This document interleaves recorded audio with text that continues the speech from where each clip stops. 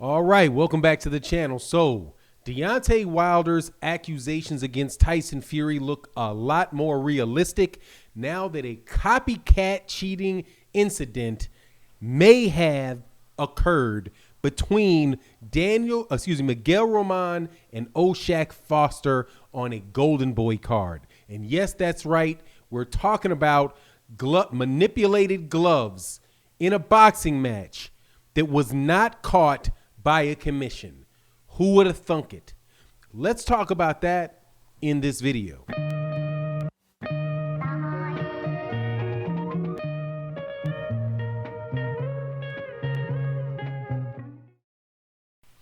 All right, welcome back. So, hey, I told you so. We told you so.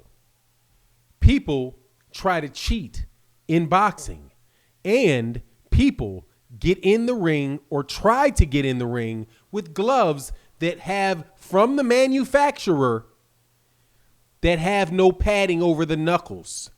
That just happened, I do believe, today.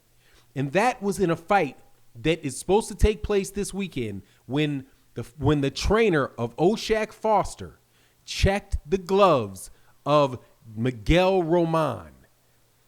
And he found that there was no padding over the knuckles. Now, where have you heard that before? You heard about that with Deontay Wilder. You heard about that with Glovegate 2, where Deontay Wilder and anybody else with eyes can see that Tyson Fury is wearing a pair of gloves that do not have a significant amount of padding in them. Now, when you look at the gloves for Miguel Roman, when you look at them, you cannot tell that there's no padding over the knuckles. It just looks like a regular glove with a slight indentation on the top, which people are telling you is so normal. But yet, when O'Shaq Foster's trainer, touched the gloves, he said, oh no, there's no padding there. The California State Athletic Commission did not catch that. Now, didn't we say in the Deontay Wilder fight that, hey, because the Nevada State Athletic Commission didn't catch it, then it must have been the case that he didn't cheat? No. JD's did not touch the gloves. He just looked at the gloves. In the case when Floyd Mayweather Jr. insisted that Marcus Maidana did not wear a certain pair of gloves to fight him, he looked at the gloves and he touched the gloves, and I do believe he said something to the effect of, hey, are these the exact same gloves that you wore against Adrian Bronner in that fight? Like literally the same ones? And so he was like, even though my belief is that the Nevada State Athletic Commission would have approved him wearing those gloves regardless, because they say, hey, it weighs what it's supposed to weigh. But the problem is that the distribution of the padding can be manipulated to where you have a certain ounce of glove, but you don't have any padding over the knuckles. And like I said, the commission did not catch it. So please do not tell me that there was a possibility that that there is not a possibility that the Nevada State Athletic Commission could have also missed it with Deontay Wilder and Tyson Fury. But what you see on the instant replay, which is what? Boop, a still picture photo. That is kind of like an instant replay, isn't it? But it's just a frozen moment in time, a frame of an instant replay where you can clearly see the man's hand.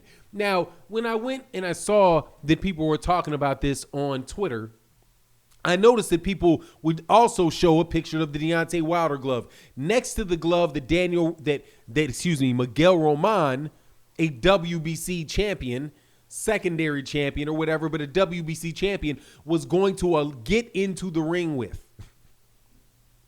and said photoshopped. No, not photoshopped. Look, this is cheating. and Tyson Fury did it. Now, what is the relationship with Deontay Wilder? And this is why I'm saying that I appreciate Deontay Wilder. And even though he lost the fight, you should commend that man for his courage, for his honesty, because he is saying exactly how he believed he's been cheated, right? Talking originally through people who were connected to him and what has happened since then. Now, it has been this. You've seen incidences like in the Alexander Povetkin fight with Dillian White, where Alexander Povetkin's coach sticks his hands all the way in the gloves. Like, nah, I need to make sure ain't nothing funny with this. And there was an uproar. Like, why are you sticking your hands in a glove? What are you doing? I'm sticking my hands in a glove so I make sure that there's padding here, because we're going to have an argument if you get in this fight without padding. And that is exactly what the trainer of O'Shea Foster said when he went on Twitter with it and let the world know what happened. Now, just to be specific about what has happened since this mistake happened, because this is what you're going to hear too. Now you're going to hear, and to try to explain this away, right? Explain the fact that gloves coming from the manufacturer arrived with no padding in it. Why could that happen? Amir Khan told you how that happened. You have custom-made gloves fit to comfort the hands of the fighter. So if a fighter doesn't like the feel of the glove, the fighter will say, no, I do not want those gloves. Give me something that I like more, right? Like, do you want a Reyes glove, which is less padding over the knuckles for you, sir? And if your knuckles can really take it, it gives them a really good shock to the head. Much more so than this big padded glove. But if you have brittle hands and you really can't take that and you need the padding, by all means, wear the big padding, Gervonta Davis, because you'll be able to knock him out with that size anyway. They are it seems as if they are tailor making gloves, right? Because that's what Amir Khan says, but not just tailored to how it feels personally, but tailored for the effect as well, right? It's called cheating through advancements of technology. If you don't have the natural power, hey, add some technology to it, make some modifications within the rules that allow you to get maximum effect. Like if you're fighting in 12-ounce gloves, hey man, make sure that you put an extra 2 ounces by the wrist and not over by the knuckle. Now, what do you think?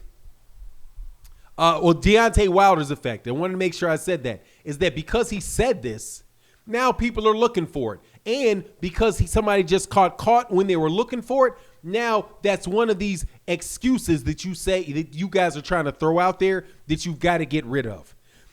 If it was not enough that Luis Resto got caught on a Top Rank card with gloves with no padding in the ring, which were checked by the referee in the beginning of the fight, right? They didn't just start checking gloves. They were checking gloves before, but they didn't catch it until the end of the fight, okay? Same thing with Antonio Margarito. Miguel Cotto complained about that dude and said, oh, man, something is funny with this dude. He does not hit that hard.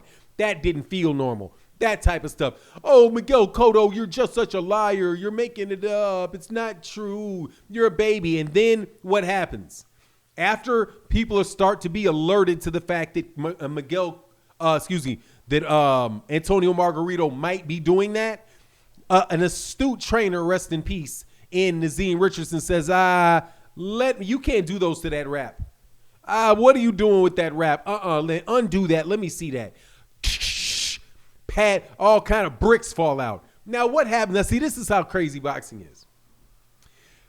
This guy, Miguel Roman, is going to say, we don't know. It was just the manufacturer. And then, so what do? Oh, we fixed it. And now they give the guy regular gloves, just normal gloves. But if he loses or gets beat up, remember that O'Shea Foster would have fought that dude with no padding in those gloves, okay? He definitely would have fought that dude like that, and the outcome of the fight might have been different.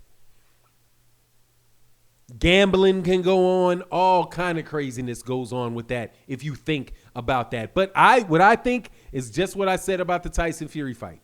I think that the problem with Tyson Fury's glove is what Tyson Fury said. Hey, if you should have had an issue with that, hey, the commission, if you want to blame somebody for the fact that I don't have hardly any padding in my gloves, because, dog, it looked completely flat and worn out. Like, how are you guys even defending that stuff? It looked way worse than the glove that this guy got caught with, but you still defend it. But anyway, as long as you let Tyson Fury do that, other people are going to try it.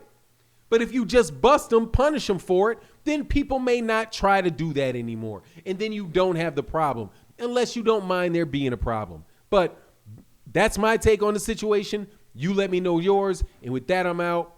Peace.